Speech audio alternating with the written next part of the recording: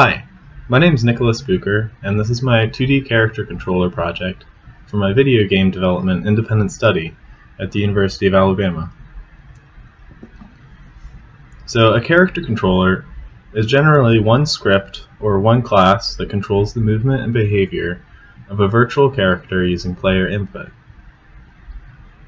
Now a character can be the character is generally in a 2D or a 3D environment, and a variety of character behaviors can be designed for different scenarios. So for example, you might want a character that jumps or a character that floats to be implemented, and the customized character controller can allow for different interactions. So you could have a character that interacts differently with certain types of walls or certain types of ground, and therefore the complexity of the character controller could vary quite a lot depending on what the requirements of the game are. Now, character controller scripts can be designed to be reused. So you could have a character controller that has certain behaviors that it can be performed, and then a player or AI input class that calls the functions on the controller class, and basically this controller class would be reused across different instances of the same character.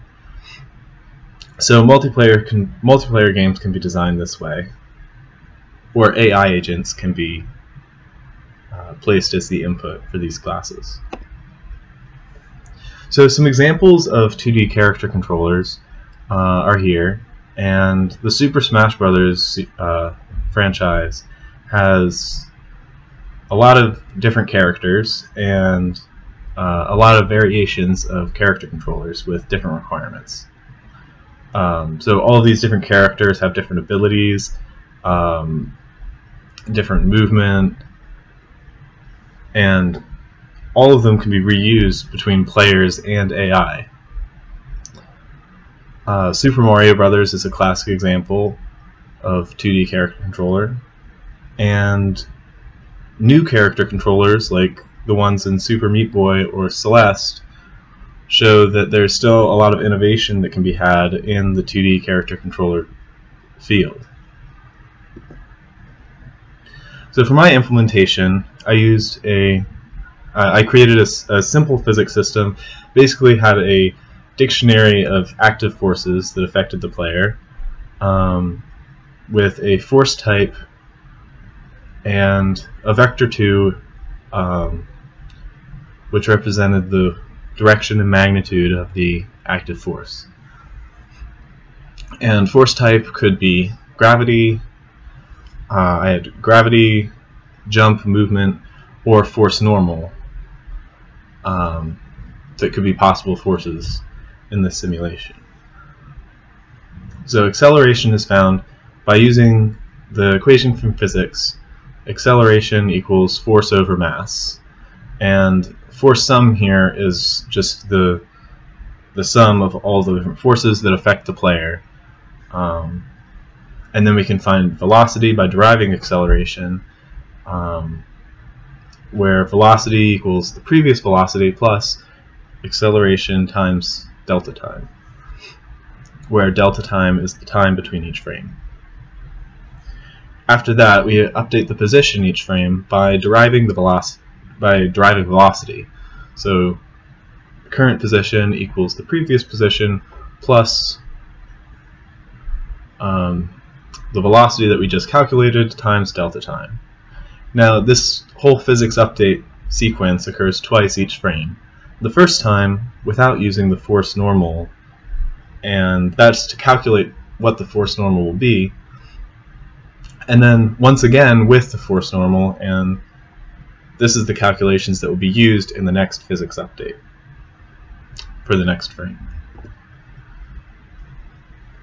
So in this application, the physics are not completely accurate because force normal is calculated in only two directions, the x and the y axis.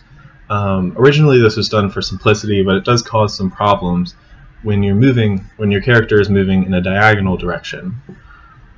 So to to find out whether the character is moving in a diagonal direction, first we box cast, which is basically projecting a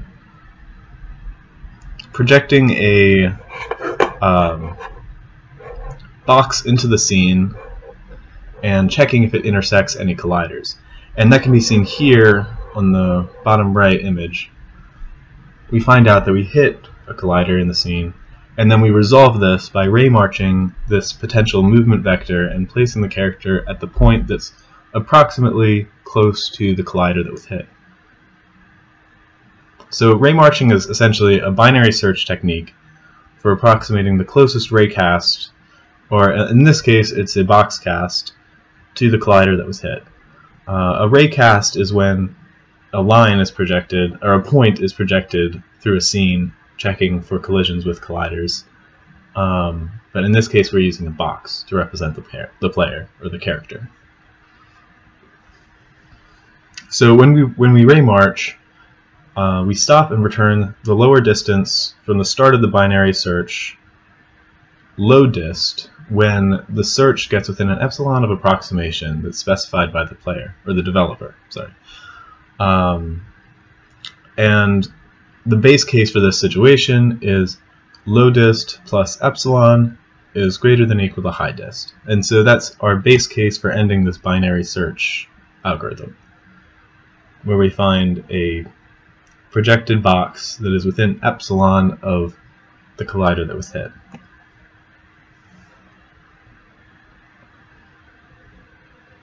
Now, for each frame, a potential movement vector, potential move, is used to check if the character will collide with anything in the upcoming frame. We use the previous velocity to check to calculate this potential movement vector, and we derive the previous velocity by multiplying it with delta time. If a collision is detected by box casting in the potential move direction, or in the x or y direction, with the magnitude being equal to x or y components of the potential move vector, a force normal must be calculated to stop the character from moving. And that force normal must be enough impulse force to stop the character from moving any further to the point that was hit. So we can find that by integrating the current velocity with respect to time, and we do that in each x and y direction. And here we say that the force normals, each of the force normals x and y component is equal to the mass times -1 times, and the -1 is there to because we are adding a force opposing the potential move that we were going to collide with something. So we multiply it by -1 by the potential move's x component or the y component over delta time squared, or over delta time and then over delta time again. And so all of these calculations are basically checking collisions in the x-axis and then in the y-axis. And then, as we said before, we're checking the diagonal collisions with, and we're resolving them with ray marching. However, trigonometry can be used to find the correct diagonal force normal, and this would be probably a better approach. So, after this force normal is applied, the character stops moving when it collisions.